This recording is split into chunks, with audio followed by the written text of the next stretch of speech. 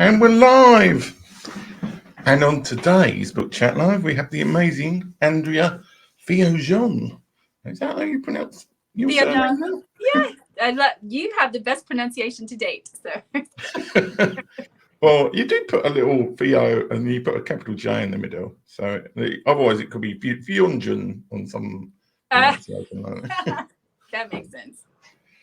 So we have your choice of books today. So I think you have described to me that you are quite an avid reader, and you also want to write books as well. So how did your interest in reading begin in your life? Probably like most people in school, having to read so many books because you're kind of mandated to read your summer reading and all that. And the great thing about being a kid is you have all the time in the world, perceivably. Yeah. Especially in the summer, there's literally nothing to do. And way before the dawn of the internet, we had these things called books, which were so magical. Yeah. And so I think it's boring. It can be boring until you stumble upon the books that matter. And that's what makes it awesome. So yeah. Okay. Shall we start with your first book? Yeah, definitely. Right. And that is Eat, Pray, Love by Elizabeth Gilbert. So why did you pick this book? Truly a favorite. I mean, obviously it got made into a massive movie, and I saw the movie first, probably like a lot of people, and then was drawn to see what the book was about. And surprisingly, unlike so many other books turned into movies, this one was almost verbatim exactly like the book. So there weren't a lot of surprises, but I will say that there were some fun details it just couldn't put in, into a movie. But so much of the movie was true, right down to the bone for the book. And so what I loved about it is that Elizabeth Gilbert was, lady in her early 30s, and she was supposed to have, she basically had everything that you are supposed to want as an American woman. She was married, she had a pretty successful career, she had money, she could travel, all the things. Not necessarily the kid and stuff yet, but she was married, so essentially on the way. And she felt lost, even though she supposedly had it all. And she just felt soulless a bit, like she just had lost herself. And somehow landed on this idea that she needed to regain herself somehow through this journey of traveling. So she decided to go to Italy to eat, and to go to this ashram in India to pray, and then hopefully go to Bali to find love of some sort. And I don't know that she necessarily felt she would find love in Bali to begin with, but that was the journey she set out for herself, to reclaim herself, her new life. And so, and through all of that, she ended up finding a guy. Of course, there's always some romance character. And she'd been married. She was married at the time, so it was about going through this active divorce and then going on this journey, and then not necessarily wanting anyone to be in that space again, but it's kind of, as life happens, when you least expect it, that's when something like a new love appears. And so she ended up falling in love with this guy. Ironically, she ended up in real life. I mean, that really happened to her in real life. And so everyone was all about this main character guy at the end, and he was this wonderful romantic feeling dude from Brazil or somewhere. And like dream Fabio type. And everyone was rooting for them. And then in the real world, they got divorced because she ended up falling in love with a girlfriend of hers, and they got married. Okay. I know. It's a whole thing. But it's an amazing book, and I thought it was a really great commentary on what American women are supposed to want, and the difference between checking the boxes of life versus achieving what really matters, which is real happiness and exploration and joy and delight and all those things that make life worth it. And that's what this book was about for me. Okay, well, she'll go on to the next book, which is quite different. So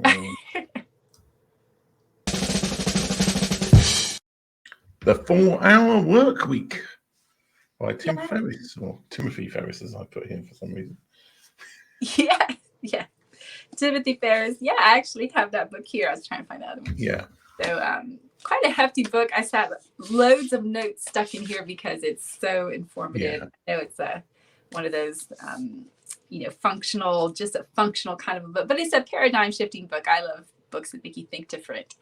And so it's an ostentatious title. I mean, you hear it, and if you've never heard it, you're like, 4-hour work week, who on earth would make a living off of 4 hours?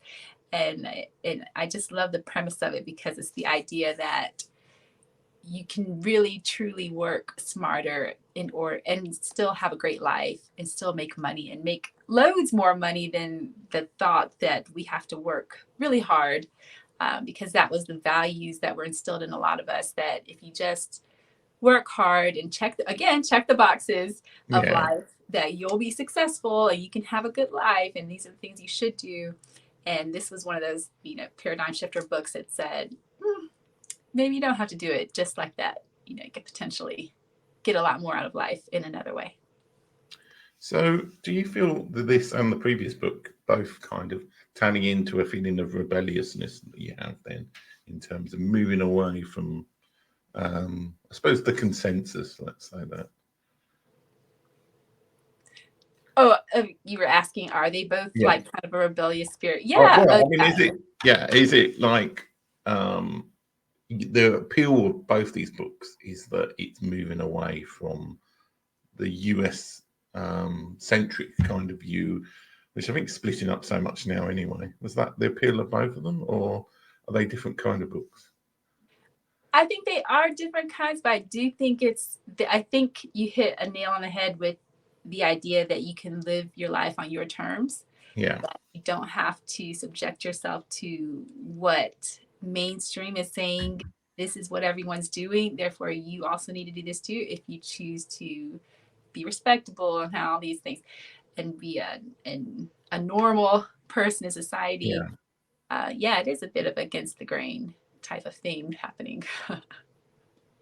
Okay. And have you found, was this a book were you in business when you read this book to begin with, or was this something that encouraged you to go into business? No, I wasn't in business at all. I probably got this book maybe, well, gosh, now it's probably over a decade ago, but it was probably at the time, might have been 4 or 5 years before I got into business, I think. And I wasn't ever really honestly thinking about going into business until, when I was in my 20s. I thought I was going to be in my 40s before I got into business. And the thought behind that was, this is going to be something that's going to be such a later in life deal, because you think 40 is so old. Yeah. For your 20s.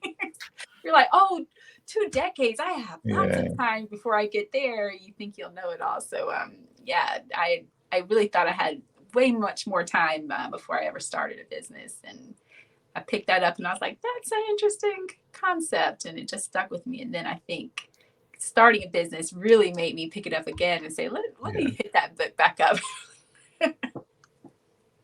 Okay, should we go on to the next book? Yeah. A Return to Love by Marianne Williamson. Yeah, I found this one too. This one's so old, she has coffee stains on her forehead. But yeah. And what's so interesting is, now she was actually a presidential candidate. If you I know. I looked her up, and it was kind of like, oh, she's running for president against Joe Biden. I think the Democratic nomination. I think, could be wrong about that. But anyway. Correct. I'm amazed you found all that. And so, what's so cool about this book? I found it a long time ago, and you would think a title like A Return to Love means like something romantic, but it's actually love in the sense of how God is love, and even the concept of what Christ is. Because our society in the U.S. for sure is so Christian based, even though even now that's changing a bit. But it even turns that idea on its head of what most Christians think of as of Christ.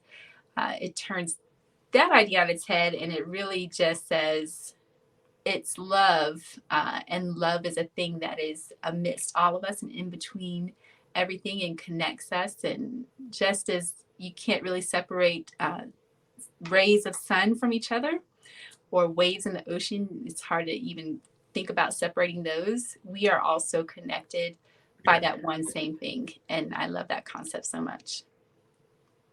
So it's about bringing people together. Is that kind of the theme of the book, or is it more of a parable? Well, how would you really describe it?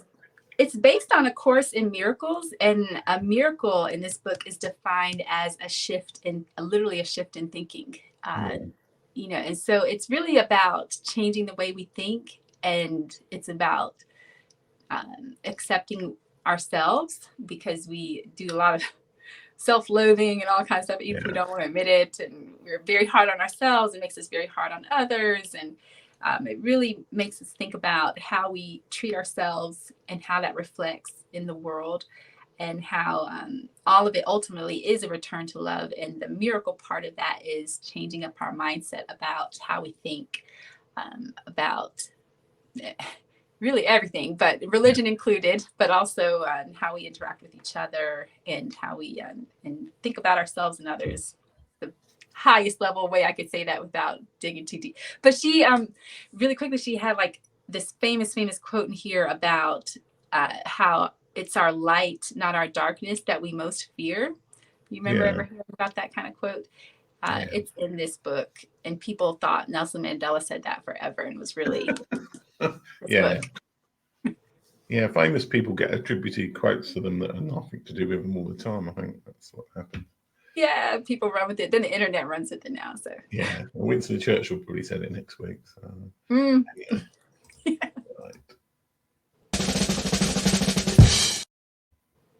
Everybody Writes by Anne Handley. Yes. Oh, I didn't grab that one. But every show before. So good. You know what I love about this one, Everybody Writes, is because it's true. We all write, and we think writing is so hard, but we all have to write. And it's just like how I think about marketers, especially today. Like, everybody's a marketer because the internet makes us like that. And then just the nature of, if you're career world, you're definitely, you're a marketer in the career world. And if you started a business, you're a marketer for your own business. Like, everyone's a marketer. Everybody's a writer. These days, everyone's a photographer as well. So these are all skill sets that we have to have, whether you want it or not. And so I like that. And who's brilliant to listen to. Like, she's always at Social Media Marketing World. She's absolutely fantastic. And she just breaks it down so simply. How do we write, but write better, given that we have to? So how did this book help you with your writing then? Or was it more the mindset you liked of the book, really? Yeah, well, I like that there's some very practical real world examples. So even if you're not thinking marketing or writing an actual big book, or like the mini books that you've written, even if you're not writing a novel, just the everyday email communications, how to write a more effective email that gets the action that you're wanting from it. Or communicate something about you. If it's, say, you're sending an email to your boss, it helps change the way your boss thinks about you, just because of the thoughtfulness and succinctness, efficiency, intelligence, but also the emotional intelligence that you put into your email. Like all of that, helps you on everyday life. So I like that she breaks it down to even that level, that everyday communication matters too, and the thoughtfulness put behind that makes a difference. And really that thinking of making your communication clear and clean and complete comes across in this book. And so among so many other wonderful things in that book, but that's really what I like about it. Okay, right. On to a very different book next.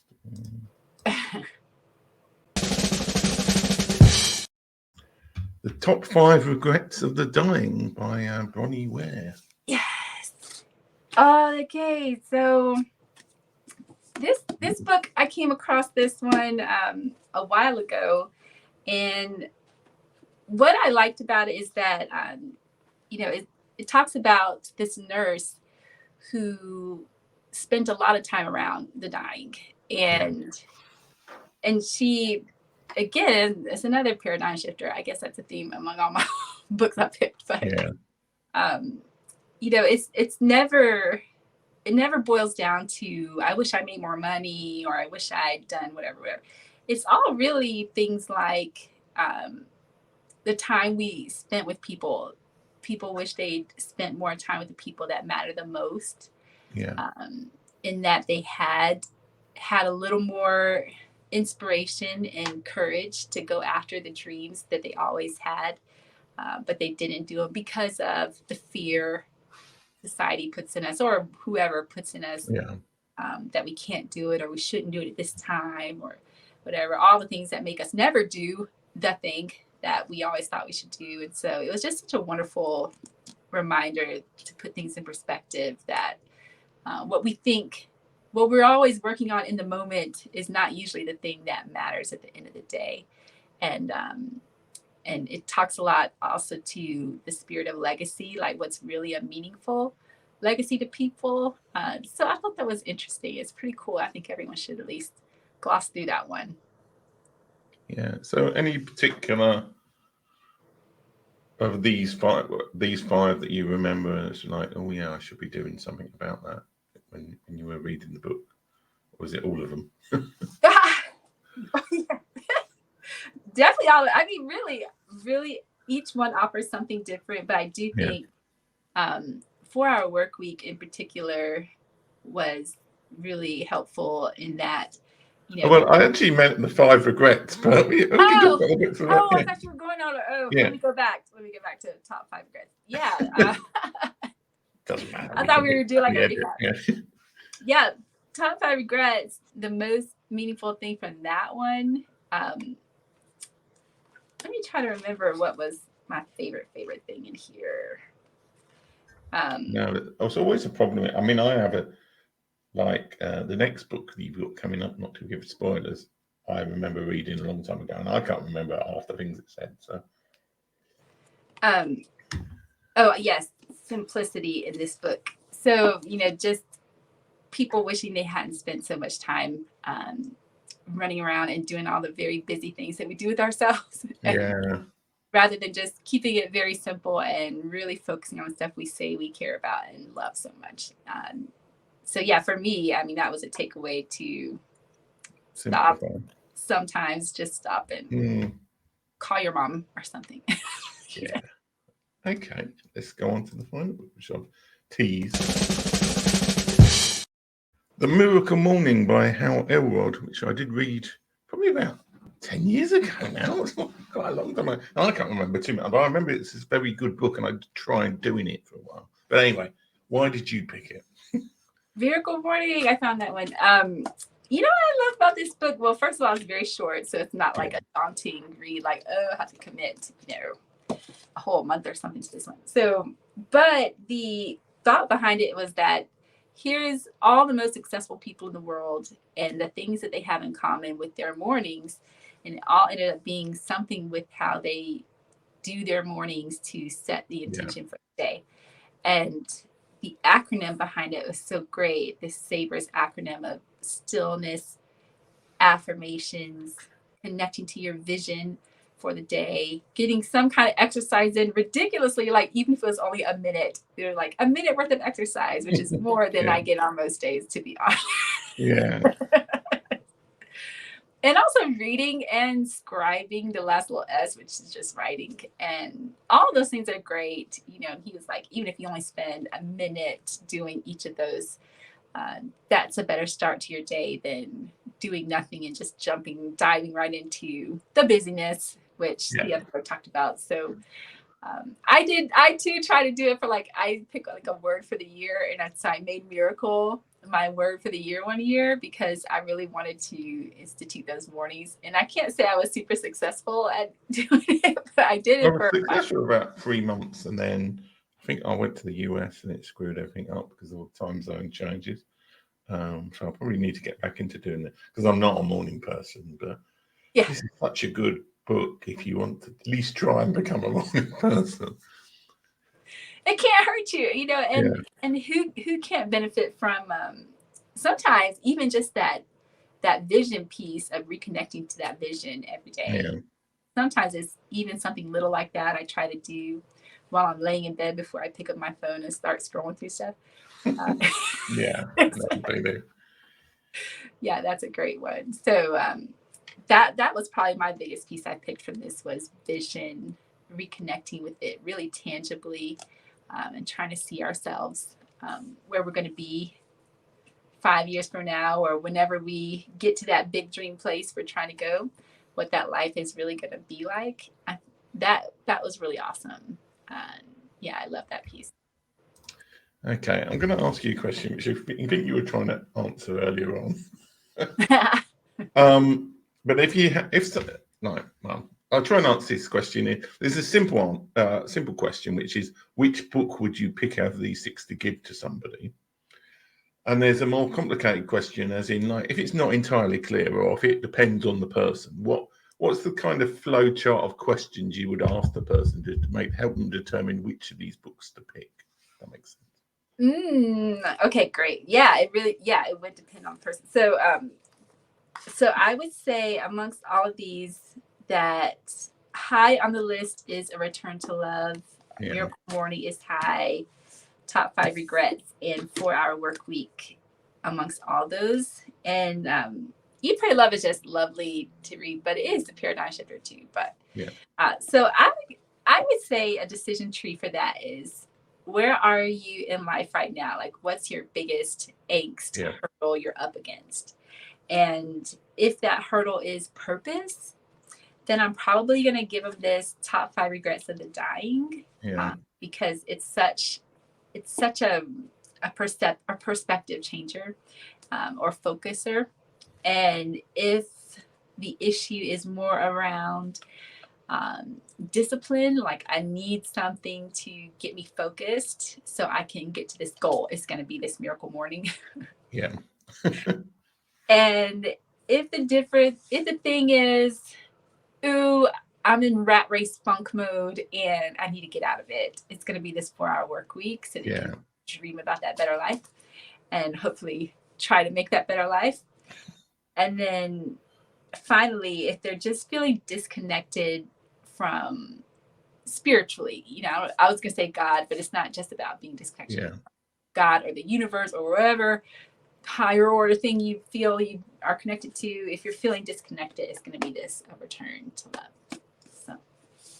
Okay, well, thank you for being the guest on Amazon Live. Hang around here a little bit, and maybe a different channel. So, thank you for watching on Amazon Live.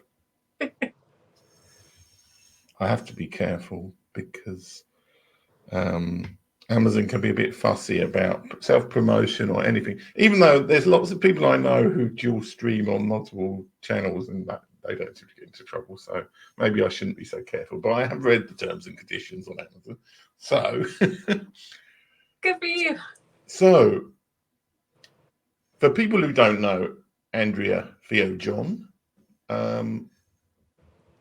who are you and what do you do beyond reading books? And let's get to like what your business is and what you do. Yeah, so I own a firm called the ADS Agency. It's a marketing and branding little boutique firm. I started here in Atlanta maybe 6 years ago. Ooh, okay, so in the fall it'll be 7 years, which is crazy to think about. But honestly, I don't think pandemic years count so much. So I think that's why it doesn't feel that long. But yeah, it's almost 7 years old, and we help small, mostly B2B, like business to business, mostly professional services kind of businesses, take their marketing and branding to the next level. And oftentimes when they come to us, it's for something little, you know, well, your website's not so little, but you know, our website needs updating. The little guy, we got to do it before, is nowhere to be found in Pakistan or Brazil or wherever he was. And we need someone to help us. Someone sent us to you. That sets off a whole string of events with us to put them through a story brand process, which you probably know about with Donald Miller. And so love that process too. I probably should put that book in one of the Oh, well. on our list. But it's just infusing the power of story, but it's such an easy framework to use to walk people through storylines. Even the businesses that don't think they need story always benefit from that process. And so we walk them through that, and that sets the foundation for everything else in there. And oftentimes is the thing that really helps to differentiate them, because nobody's really doing that very well. Yeah. You know, they put up a website, they're like, throw this website up there, and it's there. But the ones that stand out are the ones that say something. Okay. And the other thing, obviously, I want to talk to you about is writing books, because I know you have been talking about writing a book about an interesting topic that's nothing to do with business whatsoever. So, firstly, what is the topic of the book that nobody would expect you to be writing a book about, and how's it going? I mean, are you anywhere near to finishing it, or have you finished it? And how's it going, the writing side of things? Thank you for that lovely accountability moment. Yeah. So it's a book about Scotland. It's untitled. So I've been around the internet calling it the Scotland book. So if you see that hashtag, the Scotland book, that's my project. And so it's about this time, which shamefully is, as my mother keeps reminding me, because she keeps sharing Facebook memories from the time she was there with me. It's now 8 years ago that I was there, which doesn't feel that long either. But I was challenged maybe 3 or 4 years ago to start writing a book about it. Because I just always thought that would be so awesome. I should totally do that. Like so many people do, like I could write a book about whatever. Or people tell people they should write a book. And so I had a client that challenged me to do that, and basically was like, I want to see chapter 1 by the end of January at that year. So I was like, oh, challenge, you know. So yeah, I'm always one to rise to a challenge, whether maybe I should or not. But so, yeah, the book's all about this time in Scotland where I worked there as a global branding director, and it's kind of like the anti-Eat, Pray, Love, because I didn't have loads of money. No one gave me a six-figure advance to go write this book and travel. It was merely like the smallest, well, I don't say the smallest job. It was a biggish deal job for me at the time. And I just couldn't believe they would, maybe you hear more stories about this since you live in the UK, but I just couldn't believe they would pick someone who's like regular American chick, you know, to go run something like a global company's branding for a whole year. And it's just dealing with all that, you know, what a lot of us deal with imposter syndrome, you know, should this be me and why me? And it ultimately gives you the idea that, you know, why shouldn't it be you? You know, why not you? You're pretty darn amazing at some things. So, you know, it's learning how to talk yourself up about that. And also similarly to the anti-Eat, Pray, Love, I keep saying anti-Eat, Pray, Love, but it's kind of like that. Wasn't expecting to, I was leaving a relationship, and then I was on a 12-month thing. So I was like, I definitely am not going to be trying to fall in love in this very short amount of time. And so I was like, this is all about the job. This is all about the job. And then, you know, like things happen. Love made its way in anyway. And so there's a bit of that in the book too. Yeah. And is it, what's the progress of the book? Is it close to being finished, or? Yeah. So I don't know if this ever happened to you, Tim, but I literally set that book down probably through the entire pandemic. I really didn't work on it in earnest. And I was just so stuck, and I didn't know how to move forward. And recently something just clicked. I saw something. It was like this tip about outlining the thing. Because at first I was like, well, I lived the thing as a memoir. So I was just drilling out all this volume of pages. So the volume of this stuff is there, but there's some holes missing that roadblocked me. And I was like, don't know what to do with this. I'm just going to leave it alone for a while. and that outlining tip got me back into it. And so now, and then I met a wonderful lady who's like editor mode and stuff, and maybe she's the right person or not, I don't know. But either way, I feel like I've got all the resources and motivation and wind beneath my wings again. So my goal is really by the fall. I don't want to say end of the year because that's a bad goal for me, but by the fall, I think this is going to be ready to finally get in some hands, at least of some beta readers. Beta reader mode. I think I'll be there in the fall. Okay. So you'll then be able to say, Andrea TheoJohn, author. Finally. Finally, officially. Yeah. Besides little things like ebooks, which kind of don't count, right? But well, I mean, it's interesting because I mean, you can self-publish ebooks. First 3 books I did were all ebooks first, but there's something you download, and then there's just something you upload to Amazon to be downloaded on a Kindle. So it's a whole different set of terminology. Yeah. So how can people find out about you if they think, oh, I'm interested in talking about Scotland, or they're interested in you helping them with your marketing or website, or they just want to get in touch? Yeah, well, my name, Andrea TheoJohn, is a nice portal to any of those things. So if you find me there, especially on Instagram, it's got links to all the other stuff for writing, which is AD Smith Writes, and the business, which is the ADS agency. It's all linked to that Andrea TheoJohn account. So if you find me on Instagram, you can link through all those things, or Twitter, same place. You're welcome to connect on LinkedIn. I'm in all places. So and then YouTube and all that good stuff. So if you Google my name, there's literally only one other TheoJohn in the world, and it's like a little boy basketball player somewhere who's not famous yet. So okay.